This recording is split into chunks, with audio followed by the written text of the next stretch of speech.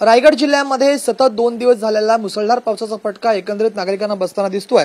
सध्या आपण सुधागड तालुक्यातील वावळी या परिसरामध्ये आहोत। या गावामध्ये आपण जर पाहिलं तर नागरिकांची घराची एक भिंत जी आहे ती कोसळलेली आहे। मात्र या भिंत कोसळण्यामध्ये कुठल्याही प्रकारची जीवितहानी नाही, मात्र आर्थिक नुकसान जे आहे ते मोठ्या प्रमाणामध्ये झालेलं आहे। सध्या आपण पाहिलं तर रायगड जिल्ह्यामध्ये सध्या मुसळधार पाऊस बरसत आहे आणि त्याचाच फटका वावळी गावातील सुभाष महाले यांच्या घराला एकंदरीत बसला आहे।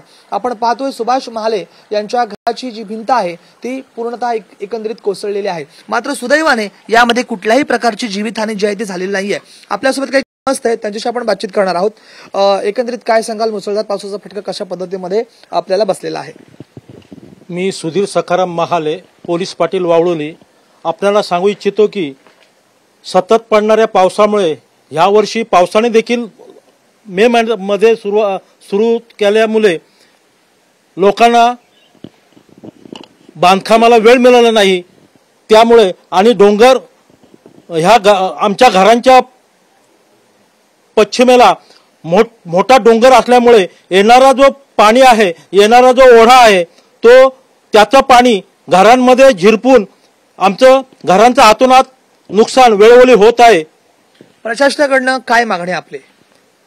प्रशासनाकडून आम्ही वेळोवेळी प्रशासनाकडे दाद मागत असतो आणि आम्हाला प्रत्येक वेळी प्रशासन सूचना देत असतं। धन्यवाद। हे होते वावळी गावाचे ग्रामस्थ। आपण जर एकंदरीत पाहिलं तर या ठिकाणी कुठल्याही पद्धतीची जीवितहानी झाली नाही, मात्र आर्थिक नुकसान जे आहे ते या ठिकाणी मोठ्या प्रमाणामध्ये झालेलं आहे। सुदैवाने या ठिकाणी कुठलाही व्यक्ती त्यांच्या घरातला नव्हता, त्यामुळे जीवितहानी या ठिकाणी झालेली नाहीये। मात्र आता प्रशासन याकडे कसं बघतं हेच खरं पाहावं लागणार आहे। व्हिडिओ जर्नलिस्ट अथर्वसह राज वैशम, टीव्ही मराठी, पाली, सुधागड।